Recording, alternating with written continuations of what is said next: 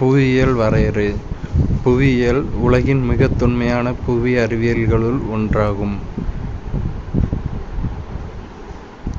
கிரேக்க மொழியில் புவி எனப் பொருள்படும் ஜியோ என்ற சொல்லையும் விவரித்தல் எனப் பொருள்படும் கிராபின் என்ற சொல்லையும் இணைத்து புவியியல் எனும் சொல்லை உருவாக்கினார். இவ்வளவுத்துக்கும் 2 மார்க்.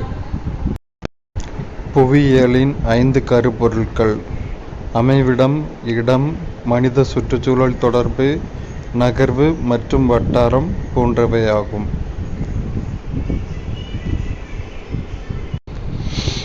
முறைப்படுத்தப்பட்ட அணுகுமுறையையும் வட்டார அணுகுமுறையையும் வேறுபடுத்துக. முறைப்படுத்தப்பட்ட அணுகுமுறை. முறைப்படுத்தப்பட்ட அணுகுமுறை புவியியல் அறிஞர் அலெக்சாண்டர் வான் ஹம்போல்ட் என்பவரால் அறிமுகப்படுத்தப்பட்டது.